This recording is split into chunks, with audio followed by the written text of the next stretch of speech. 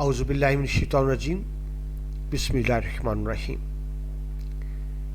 Dear viewers, dear students, السلام علیکم. میں پروفیسر مشرف محمود آپ سے مخاطب ہوں اور اس وقت آپ مجھے پاکستان کے سب سے بڑے ایجوکیشنل ای پلیٹ فارم علم کی دنیا اور campus.com سے سماعت کر رہے ہیں. یہ لیکچر ایم اے اردو کے والے سے ہے. جس طرح آپ جانتے ہیں الحمدللہ علم کی دنیا کے پلیٹ فارم سے ہم ایم اے اردو کی کلاسز کا آغاز کر چکے ہیں.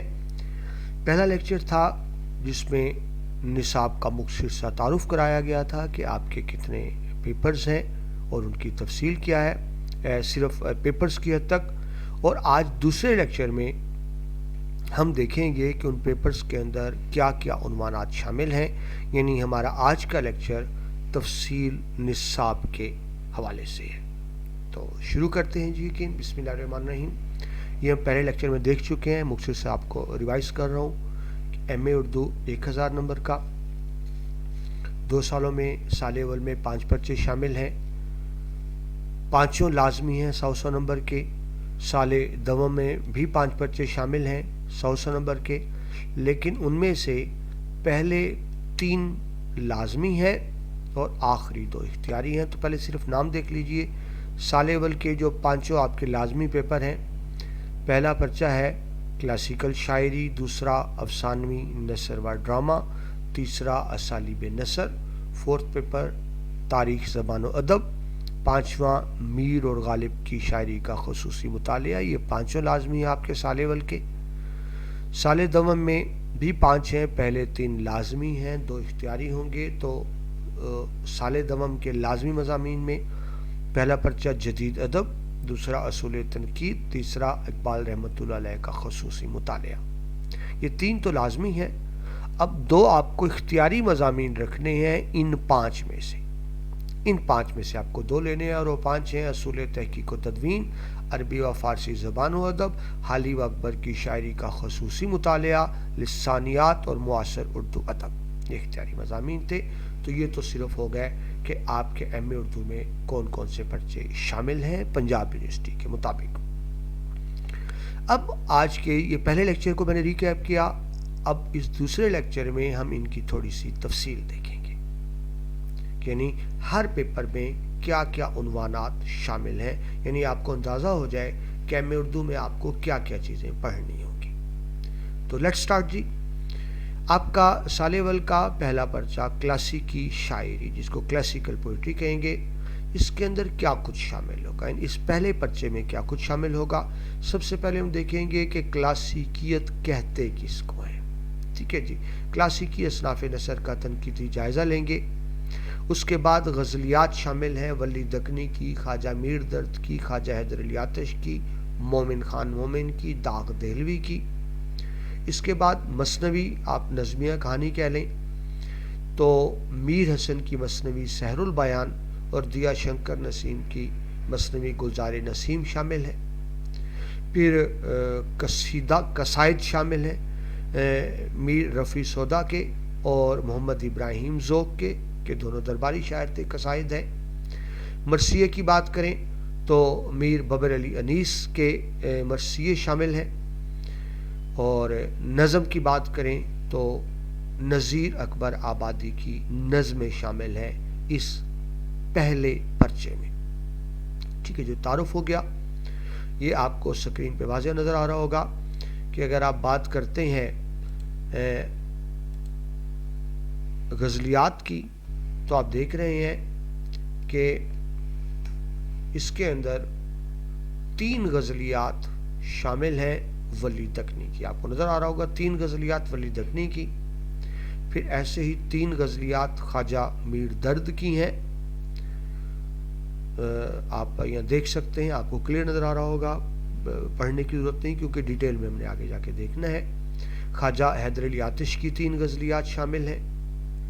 مومن خان مومن کی 3 غزلیات شامل ہیں اور مرزا خان داغ کی بھی 3 غزلیات شامل ہیں. قصائد کی بات کریں تو ہم نے پہلے بات کی رفیع سودا کے، ابراہیم ذوق کے قصائد، میر ببر علی انیس کے مرثیے اور اکبر آبادی کی نظم کا متن اس میں شامل ہے. یہ ڈیئر اسٹوڈنٹس بات تھی آپ کے پہلے پرچے کی ایم اے اردو سال اول کے. ہم نے اس کی تفصیل دیکھی کہ پہلے پرچے میں کیا کیا چیزیں شامل ہیں. اب آئیے سال اول کا دوسرا پرچہ آپ کا افسانوی نثر و ڈرامہ. یہ دوسرا پرچہ ہے اور آپ جانتے ہیں آپ کے ایم اے اردو سال اول کے 5 پرچے کمپلسری ہوتے ہیں. تو اس دوسرے پرچے میں آپ دیکھیں گے افسانوی نثر کے فنی مباحث. داستان میں آپ میر امن دہلوی کی داستان باغ و بہار، رجب علی بیگ سرور کی داستان فسانہ عجائب دیکھیں گے. داستان میں ناول ہیں تو ڈپٹی نذیر احمد کا ناول توبۃ النسو، رتن ناتھ سرشار کا ناول سیر کوہسار، عبدالعلیم شرر کا ناول فردوس بری اور مرزا ہادی رسوا کا ناول امرائے جان و ادا شامل ہیں. افسانوں کی بات کریں تو منشی پریم چند کے افسانے ہیں راہ نجات، حج اکبر، سوا سیر گھیوں، ہوس کی رات اور کفن. یہ افسانے شامل ہیں پریم چند کے.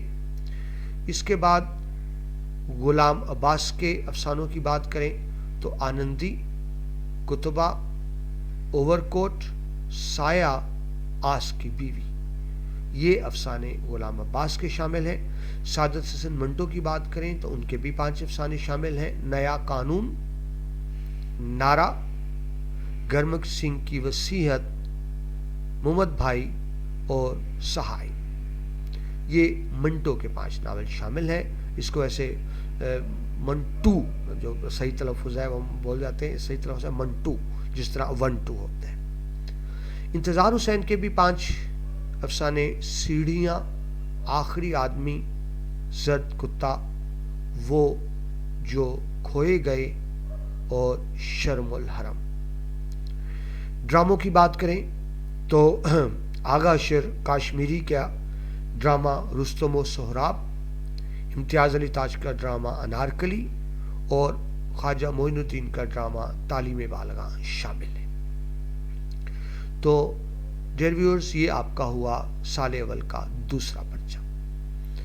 اب آتے ہیں سال اول کا تیسرا پرچہ ایم اے اردو اسالیب نثر. اسالیب اسلوب سے یعنی مختلف اقسام نثر کی. اس میں آپ سب سے پہلے دیکھیں گے اسلوب اور اسلوب کے تشکیلی عناصر. اس میں اسلوب اور اسلوبیات کی بات بھی ہوگی، تشکیلی عناصر کی بات بھی ہوگی. اس کے بعد مختلف نثر نگاروں کا اسلوب ہے، پیٹرن، طریقہ، لکھنے کا انداز. آپ کو مختلف قلم کاروں کے اسلوب سے روشناس کرایا جائے گا نثر نگاری کے حوالے سے. تو اس میں جو بکس اور مصنفین ہیں وہ دیکھ لیجئے. ملا وجی کی کتاب صبرس کے حوالے سے ہم ان کا اسلوب دیکھیں گے، غالب کے خطوط غالب کے حوالے سے، سر سید کے مضامین سر سید، مولانا الطاف حسین حالی کی یادگار غالب، علامہ شبلی نعمانی کی سیرت النبی، جلد اول، صرف جلد اول کا مطالعہ ہوگا اس میں، ابوالکلام آزاد کی نیرنگ خیال، فرحت اللہ بیگ مضامین فرحت، مولوی عبدالحق کے چند ہم اثر، ابن انشاء اردو کی آخری کتاب، وزیر آغا خیال پارے، مشتاق احمد یوسفی چراغ تلے. تو یہ ان کتب کے حوالے سے ہم ان بڑے اردو کے بڑے نثر نگاروں کے اسلوب کا مطالعہ کریں گے. اس کے بعد کچھ پیراگراف ہیں تشریح کے حوالے سے جو آپ سے پوچھے جاتے ہیں، تو وہ دیکھ لیجئے جن کی آپ نے سیاق و سباق اور حوالہ متن کے حوالے سے تشریح کرنی ہوتی ہے. تو اس میں سب سے پہلے غالب کے خطوط کی تشریح ہے، جو غالب کے 5 خطوط ہیں، منشیہر گوپال تفتہ کے نام، میر مہدی حسن مجروح کے نام، نواب مرزا یوسف کے نام، علاء الدین احمد خان ملائی کے نام اور قربان علی بیگ سالک کے نام. تو یہ 5 خطوط غالب کے جو آپ کو تشریح میں آتے ہیں. نیرنگ خیال کے 2 مضامین بھی ہیں. پہلا انسان کسی حال میں خوش نہیں رہتا اور دوسرا مضمون شہرت عام اور بقائے دوام کا راز. اس کے بعد غبار خاطر کے 2 خطوط شامل ہیں، 10 اگست اور 11 اگست 1942 کے، تحریر کردہ. تو ڈیئر اسٹوڈنٹس یہ ڈیٹیل تھی آپ کے تیسرے پرچے کی سال اول کے. اب ہم بڑھتے ہیں سال اول کا چوتھا پرچہ لازمی، ویسے پانچوں ہی لازمی ہیں، اور وہ ہے تاریخ زبان و ادب.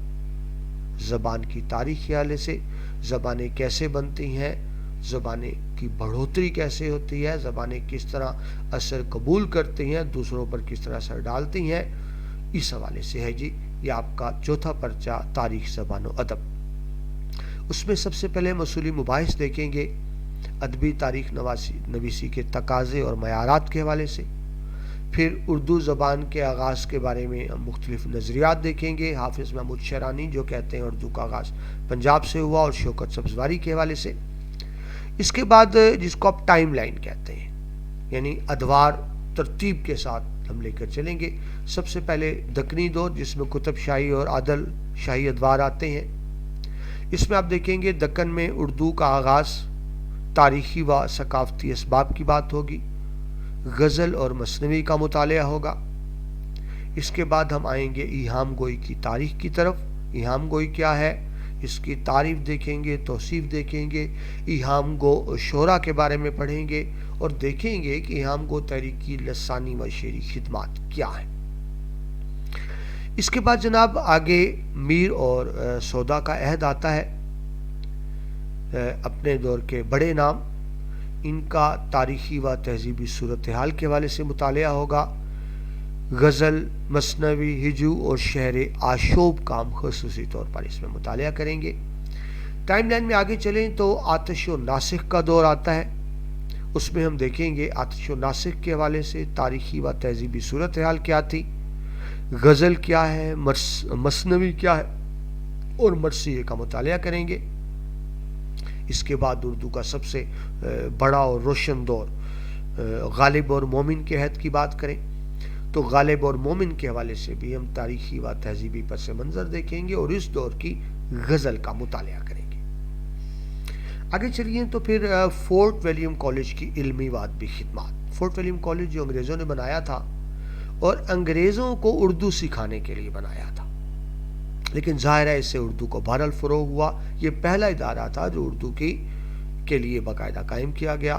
تو فورٹ ولیم کالج کے حوالے سے ہم دیکھیں گے کہ اس کی کیا خدمات ہیں اردو کے فروغ میں، اس نے کون سی کتب شائع کی، کون سے تراجم شائع کیے، کیونکہ اس کالج کے تحت بہت سے اعلیٰ پائے کو انگریزی لٹریچر کو اردو میں منتقل کیا گیا تھا.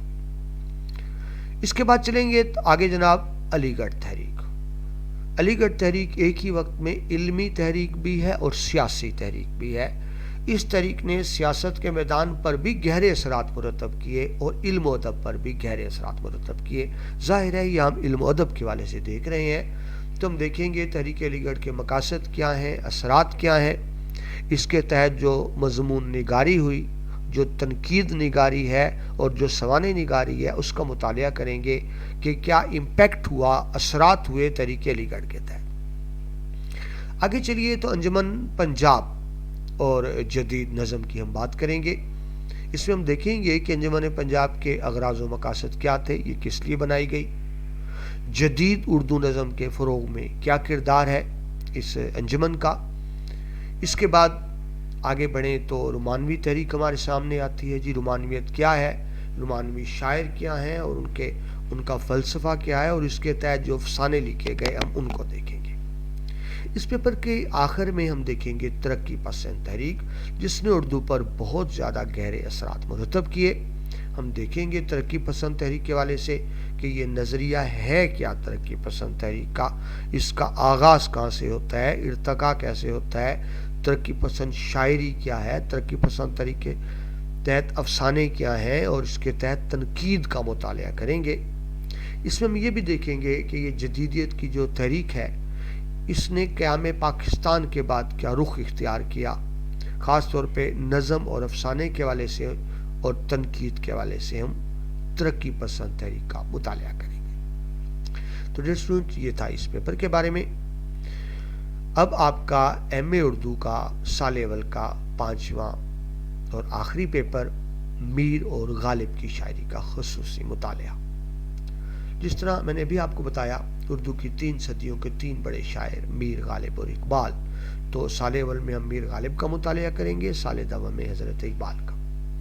تو پہلے چلتے ہیں جی میر تقی میر خدائے سخن میر تقی میر کہتے ہیں جی باقی تمام شاعر غالب اور حضرت اقبال سمیت تمام شاعروں کو عزت ملی اردو زبان سے، لیکن خود اردو زبان کو عزت ملی میر تقی کی وجہ سے، تو باقی شعراء اردو کے احسان مند ہیں اور خود اردو زبان میر تقی میر کے احسان مند ہے کہ میر ہی نے اردو زبان کو عام زبان کی سطح سے اٹھایا اور علمی ادبی زبان بنایا، تو وہ بڑا نام میر تقی میر۔ ہم دیکھیں گے میر کا عہد ان کی شاعری کے آئینے میں کہ ان کی شاعری کے سے کیا منعکس ہوتا ہے، کیا ریفلیکشن آتی ہے ان کے عہد کی۔ میر کا تصور حسن و عشق دیکھیں گے، میر کی شاعری کے فنی و اسلوبیاتی عناصر کا مطالعہ کریں گے، میر کے لسانی شعور کے حوالے سے گفتگو ہوگی، میر کی مثنوی نگاری، میر کا تصور غم اور میر شناسی کے اہم رجحانات کو بھی ہم دیکھیں گے۔ اب جو میر شناس ہیں ان پر بھی بات ہوگی، جنہوں نے میر پر لکھا اور خوب لکھا، اثر لکھنوی ہیں، ڈاکٹر سید عبداللہ ہیں، شمس الرحمن فاروقی ہیں، گوبی چند نارنگ ہیں، تو ان کے حوالے سے ہم میر کو دیکھیں گے۔ میر تقی میر کے بعد آتے ہیں جی جناب نجم الدولہ دبیر الملک مرزا نوشاہ اسد اللہ خان غالب کی طرف، جو اردو شاعری کا سب سے بڑا نام، اس میں کوئی بحث والی بات نہیں، اردو شاعری کا سب سے بڑا نام غالب۔ دیکھیے میں آپ کو مثال اگر اس کو آسان سی مثال دوں، ایک نظام شمسی میں بہت سے سورج ہوتے ہیں، بہت سے چاند ہوتے ہیں، بہت سے ستارے ہوتے ہیں، بہت سے سیارے ہوتے ہیں، بہت سی کہکشائیں ہوتی ہیں، لیکن سورج ایک ہی ہوتا ہے جس کے گرد یہ سب گھوم رہے ہوتے ہیں۔ تو اردو شاعری کا وہ سورج غالب ہے جس سے سب روشنی، نور اور حرارت حاصل کرتے ہیں، تو وہ مقام کسی اور کو نہیں ہے۔ ٹھیک ہے جی۔ غالب کی شاعری کے حوالے سے تنقیدی مطالعے کی بات کریں تو ہم غالب کی شاعری کے مختلف ادوار کو دیکھیں گے، غالب کا تصور حسن و عشق دیکھیں گے، غالب کی شاعری میں فکری و صوفیانہ عناصر کا مطالعہ کریں گے، غالب کی شعری عظمت کی بات ہوگی، غالب کی مشکل پسندی کی بات ہوگی، کلام غالب میں طنزیہ و ظریفانہ عناصر کی بات کریں گے، غالب کی شاعری کے فنی و اسلوبیاتی عناصر دیکھیں گے مختلف قسم کے، غالب شناسی کے اہم رجحانات کی بات ہوگی، جنہوں نے غالب کو پرکھا، غالب پر لکھا، ان میں مولانا الطاف حسین حالی ہیں، عبد الرحمن بجنوری، شیخ محمد اکرم اور ڈاکٹر یوسف حسین خان۔ ٹھیک ہے جناب، یہ تو ایک تعارف ہوا میر اور غالب کا۔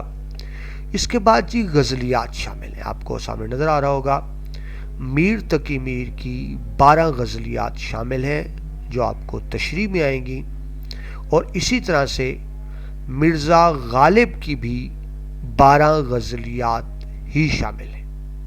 ٹھیک ہے جی، تو اس کے ساتھ یہ آپ کے سال اول کے 5 پرچے مکمل ہوئے جی، 5 ہی لازمی ہیں۔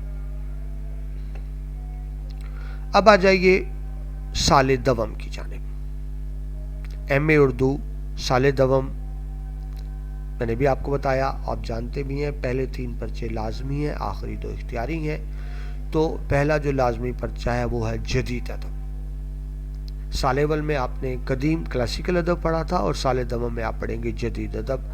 دیکھیے ادب معاشرے پر اور معاشرہ ادب پر اثر انداز ہوتا ہے، تو ہم دیکھیں گے کہ جدید ادب کے رجحانات کیا ہیں، جدید ادب میں کیا ہو رہا ہے، اور یہ کس طرح سے مختلف ہے قدیم ادب سے۔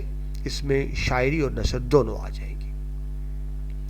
تو سال دوم کا پہلا پرچہ جدید ادب، اس میں سب سے پہلے تو ہم شعراء کا تنقیدی جائزہ لیں گے، کس حوالے سے؟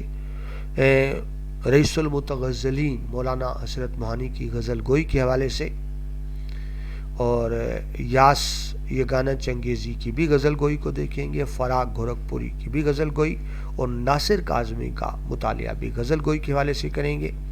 فیض احمد فیض صاحب پاکستانی ادب کا یقیناً سب سے بڑا نام، فیض صاحب کی نظم نگاری اور غزل گوئی دونوں پر بات ہوگی۔ میراں جی کی نظم نگاری، نون میم راشد کی نظم نگاری، اور مجید امجد کی بھی نظم نگاری پر ہی بات ہوگی۔ تو یہ تو ہو گیا شعراء کا تنقیدی جائزہ۔ اس کے بعد کچھ منتخب غزلیات ہیں، آپ کو سامنے اسکرین پہ نظر آ رہا ہوگا. 4 غزلیں ہیں یاس یگانہ چنگیزی کی، 4 غزلیات ہی ہیں فراق گورکھپوری کی، 4 غزلیات ناصر کاظمی کی، اور فیض احمد فیض کی 2 غزلیات. اب باقیوں کی 4 ہیں، فیض صاحب کی 2 اس لیے ہیں کہ فیض صاحب کی 2 غزلیات شامل ہیں اور 2 نظمیں شامل ہیں. تو آگے چلتے ہیں جی نظموں کی طرف. منتخب منظومات، ان میں نون میم راشد کی 4 نظمیں ہیں: زنجیر، صبائے وہراں، تیل کے سوداگر، اندھا کباڑی. مجید امجد کی بھی 4 ہی نظمیں ہیں: امروز، پیشرو، توسیع شہر، پھولوں کی پلٹن. میرا جی کی 2 نظمیں ہیں: سمندر کا بلاوا اور کلرک کا معمہ محبت. فیض احمد فیض صاحب کی 2 نظمیں: یاد اور زندہ کی ایک شام. اس کے بعد جی آ جائیں نثر نگاروں کا تنقیدی مطالعہ. جو نثر نگار ہیں، 4 نثر نگار شامل ہیں آپ کے اس پیپر میں. سب سے پہلے ہم دیکھیں گے محمود نظامی کا سفر نامہ نظر نامہ کے نام سے، قرۃ العین حیدر کا ناول آخری شب کے ہم سفر کے حوالے سے، شاہد احمد دہلوی کا خاکہ نگاری کی کتاب گنجینہ گوہر، قدرت اللہ شہاب کی آپ بیتی شہاب نامہ. ٹھیک ہے جی، تو یہ نثر نگار شامل ہے. یہ آپ کا پہلا پرچہ مکمل ہوا سال دوم کا. اب آگے بڑھیے ایم اے اردو سال دوم کا دوسرا پرچہ، دوسرا لازمی پرچہ، اصول تنقید. کرٹیسزم آپ جانتے ہیں، یعنی کسی بھی تحریر کے عیوب و محاسن کو بیان کرنا اصول تنقید کہلاتا ہے. تو اس میں سب سے پہلے ہم دیکھیں گے بنیادی مباحث تنقید اور اس کی اقسام دیکھیں گے. پھر دیکھیں گے نظری تنقید کیا ہے، عملی یا اطلاقی تنقید کیا ہے، اور نقد الانتقاد کیا ہوتا ہے، یعنی نقد تنقید کے حوالے سے. پھر ہم دیکھیں گے تنقید کا منصب کیا ہے، کیا مقام ہے تنقید کا، اور ساتھ ہی پھر ہم نقاد کے فرائض کی بات کریں گے. نقاد تنقید نگار، اس کے کیا فرائض ہیں تنقید کے حوالے سے. اس کے بعد آگے چلیں تو اب تنقید کی اقسام آ جاتی ہیں جی. سب سے پہلے کیا ہے کلاسیکی تنقید. اس کی پھر 2 برانچیں ہیں کلاسیکی تنقید کی: مغربی کلاسیکل تنقید اور مشرقی کلاسیکل تنقید. اس کو ہم نے تفصیل سے دیکھنا ہوگا. مغربی کی بات کریں تو یونانی لاطینی فلسفے کے حوالے سے، مشرقی تنقید کی بات کریں تو عربی فارسی اور سنسکرت کے حوالے سے بات ہوگی. کلاسیکی تنقید کے بعد آپ آگے آئیں تو ہے جدید تنقید. جدید تنقید میں سب سے پہلے ہم دیکھیں گے رومانوی تنقید. اس میں پھر 2 قسمیں ہو جائیں گی: مغربی رومانوی تنقید اور اردو کی رومانوی تنقید. اس کے بعد آ جائے گا عمرانی تنقید، جس کو آپ مارکسی یعنی جو روس کے حوالے سے سوشل سوویت انقلاب کے حوالے سے ہے مارکسی تنقید بھی کہتے ہیں، عمرانی تنقید بھی ہوگی. اس میں ہم مغربی مارکسی تنقید کو دیکھیں گے، اردو میں عمرانی تنقید کو دیکھیں گے مولانا حالی اور احتشام حسین کے حوالے سے. روسی حیتی تنقید دیکھیں گے، امریکی حیتی تنقید بھی دیکھیں گے جس کو نئی تنقید بھی کہتے ہیں. اور اس کے بعد اردو میں بھی حیتی تنقید کو دیکھیں گے کلیم الدین احمد کے حوالے سے. آگے چلیں تو آگے آتی ہے نفسیاتی تنقید. اس میں پھر آپ مغربی نفسیاتی تنقید بھی دیکھتے ہیں فرائڈ، زونگ اور زاک کے حوالے سے. اردو میں بھی آپ نفسیاتی تنقید دیکھیں گے کا مطالعہ کریں گے میرا جی، حسن عسکری اور ریاض احمد کے حوالے سے. آگے چلیں تو ما بعد جدید تنقید. اب جدید تنقید کے حوالے سے بات کریں تو ہم دیکھیں گے کہ اس میں تھیوری کیا ہے اور یہ نئی تھیوری کیا ہے، روایتی ادبی تھیوری اور نئی تھیوری میں فرق کیا ہے. آگے چلیے تو ساختیاتی تنقید، ساخت کے حوالے سے ہم اس میں رولا ہرے کے حوالے سے خصوصی مطالعہ کریں گے. اس کے بعد پھر اردو میں ساختیاتی تنقید کا مطالعہ ہوگا نظریہ عمل کے حوالے سے. ہم اس میں رد تشکیل تنقید بھی دیکھیں گے، نائٹی تنقید بھی دیکھیں گے اور عملی تنقید بھی دیکھیں گے. اس کے بعد آپ کو کوئی ایک انسین یعنی اننون نظم دی جائے گی جس کا آپ نے فکری و فنی جائزہ لینا ہوگا، یعنی آؤٹ آف سلیبس ہوگی۔ یہ جناب آپ کا تھا دوسرا پرچہ، سال دوم کا تیسرا لازمی پرچہ، یا یوں کہہ لیں آخری لازمی پرچہ، حضرت اقبال رحمت اللہ علیہ کا خصوصی مطالعہ۔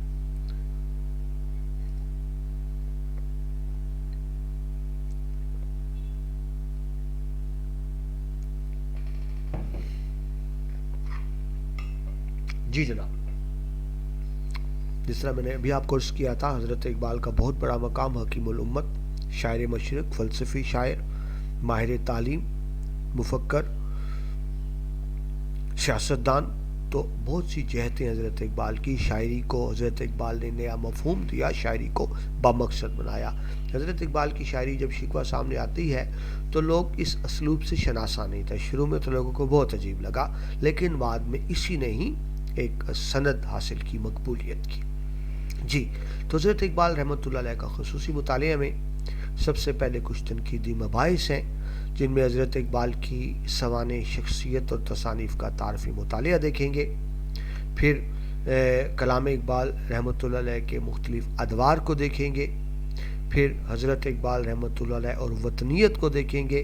حضرت اقبال کے نزدیک وطن کا تصور پہلے وہ مغربی یا ہندی تصور سے متاثر تھے، لیکن سفر یورپ کے بعد بالکل ان کا تصور تبدیل ہو گیا وطنیت کے حوالے سے، تو ہم تفصیل سے مطالعہ کریں گے۔ حضرت اقبال کی غزل گوئی، اقبال اور قرآن کے حوالے سے میں نے بھی آپ کو عرض کی تھی، حضرت اقبال کا آپ تمام کلام اٹھا کر دیکھ لیں، وہ تبلیغی کلام ہے، وہ یا تو کسی قرآن پاک کی آیت کی تشریح کرتے نظر آتے ہیں آپ کو، یا سنت رسول اللہ صلی اللہ علیہ وآلہ وسلم کی کسی حدیث کی تشریح، تو اسی والے سے دیکھیں گے ہم اقبال اور قرآن، پھر اور اقبال اور عشق رسول مصطفیٰ صلی اللہ علیہ وآلہ وسلم۔ اس کے بعد اقبال اور رومی، مولانا رومی جن کو حضرت اقبال اپنا معنوی استاد کہتے ہیں، بڑی گہری نسبت ہے حضرت اقبال کو، اور شاید آپ میں سے بہت کو پتہ نہ ہو، حضرت رومی کا مزار ترکی میں ہے، اور ان کے مزار میں حضرت اقبال کی علامتی قبر بھی بنی ہوئی ہے۔ یہ نسبت ہے حضرت اقبال کی مولانا رومی کے ساتھ۔ آگے چلیے، تو اقبال کا تصور خودی ہے۔ حضرت اقبال کی پوری شاعری تصور خودی کے گرد گھومتی ہے۔ اگر حضرت اقبال کی شاعری سے خودی کو نکال دیا جائے تو ایسا ہی ہے کہ ایک بہت خوبصورت پھول ہو لیکن بغیر خوشبو کے ہو، تو یہ مقام ہے حضرت اقبال کی شاعری میں خودی کا۔ لیکن جب آپ نے تصور خودی دیا تو بہت سے مختلف قسم کے اعتراضات وارد کیے گئے، تو ان کو دور کرنے کے لیے پھر آپ نے ایک اور فلسفہ پیش کیا، تصور بے خودی۔ تو ہم دونوں کو دیکھیں گے، تصور خودی اور تصور بے خودی۔ پھر حضرت اقبال کا تصور عقل و عشق ہے، اس کا مطالعہ ہوگا۔ اقبال کا تصور مرد کامل، یعنی ایک اسلام کے نزدیک مرد مومن یا مرد کامل کو کس طرح سے ہونا چاہیے، اس کا مطالعہ ہوگا۔ حضرت اقبال اور مغرب، علامہ اقبال مغرب میں رہے، انہوں نے مغرب سے انگریزی زبان سے بہت اثرات قبول کیے، بلکہ آپ یوں کہیں کہ حضرت اقبال کی بہت سی نظمیں ہیں جو انگریزی ادب سے ماخوذ ہیں، تو وہ مطالعہ کریں گے۔ پھر اقبال کا تصور فن دیکھیں گے، اور پھر حضرت اقبال رحمۃ اللہ کی شاعری کے فنی محاسن بھی ہم اس پیپر میں دیکھیں گے۔ تو اسٹوڈنٹس، یہ تو کچھ مباحث کی بات۔ آگے چلیے، کچھ کنٹینٹ متن شامل ہیں حضرت اقبال کی نظمیں اور غزلیں۔ تو نظموں میں خضر راہ، مسجد قرطبہ اور ساقی نامہ شامل ہے۔ غزلیات کی بات کریں تو اردو میں بال جبریل کی 3 غزلیں شامل ہیں، ضرب کلیم کے 3 قطعات شامل ہیں، اور ایسے ہی 2 بیتی اقبال کے بھی 3 2 بیتیاں شامل ہیں۔ یہ تو اردو کلام تھا۔ ایسے ہی حضرت اقبال کا فارسی، آپ کو پتہ ہونا چاہیے کہ حضرت اقبال کا جو فارسی کلام ہے وہ زیادہ ہے، اردو کلام کم ہے، اور جب حضرت اقبال رحلت فرمانے لگے تو جو انہوں نے آخری 2 اشعار کہے وہ بھی فارسی زبان میں ہی ہیں۔ اور حضرت اقبال، بلکہ دونوں کی بات کروں، حضرت اقبال اور مرزا غالب دونوں اپنے فارسی کلام پر زیادہ فخر کرتے نظر آتے ہیں۔ تو فارسی کلام میں اسرار خودی کے کچھ حصے شامل ہیں، جاوید نامہ کے پہلے 6 بند اور آخری بند شامل ہے. دو بیتی کی بات کریں تو وہ بھی 3 شامل ہیں. نظم کی بات کریں تو پیام عشق کی نظم اور جوئے آب شامل ہے. غزلیات کی بات کریں تو فارسی کی 3 غزلیات بھی شامل ہیں. تو جناب یہ تھا تیسرا اور آخری پرچہ جو کمپلسری تھا سال دوم کا. سال اول کے 5 پرچے کمپلسری ہیں, سال دوم کے پہلے 3 پرچے کمپلسری ہیں, یعنی ٹوٹل 8 آپ کے لازمی مضامین, 2 اختیاری مضامین. تو ہم نے 8 لازمی مضامین میں تو دیکھ لیا کہ ان میں کیا کیا عنوانات شامل ہیں. اب آ جائیے اختیاری مضامین کی طرف. تو اختیاری مضامین آپ کے پاس 5 ہیں. آپ نے ان میں سے کوئی سے 2 رکھنے ہوتے ہیں. تو 5 کون کون سے ہیں؟ اصول تحقیق و تدوین, عربی و فارسی زبان و ادب, حالی و اکبر کی شاعری کا خصوصی مطالعہ, لسانیات اور معاصر اردو ادب. ان 5 میں سے آپ کو 2 پیپرز کا چناؤ کرنا ہے. تو میں نے آپ کو پہلے بھی ریکمینڈ کیا تھا, دوبارہ عرض کر دوں, میرے خیال میں آپ 2 پیپرز کون سے لیں؟ آپ ایک لے لیں عربی و فارسی زبان و ادب. دکھنے میں مشکل لگتا ہے, یہ بہت آسان ہے, آپ کم محنت کر کے اچھے نمبر لے سکتے ہیں. تو آپ ایک لیں گے عربی و فارسی زبان و ادب. دوسرا پیپر لے لیں آپ حالی و اکبر کی شاعری کا خصوصی مطالعہ. تو یہ 2 اختیاری پیپر لے لیں. تو اس طرح آپ کے 10 پیپرز مکمل ہو جائیں گے. امید ہے ڈیئر اسٹوڈنٹس آپ کو سمجھ آ گئی ہوگی. یہ خاص طور پہ لیکچر ان اسٹوڈنٹس کے لیے تھا جو پرائیویٹ اسٹوڈنٹس ہیں, جن کو پورا پتہ نہیں ہوتا. تو میں نے پورا آپ کو بتا دیا سلیبس سال اول اور سال دوم ایم اے اردو کا.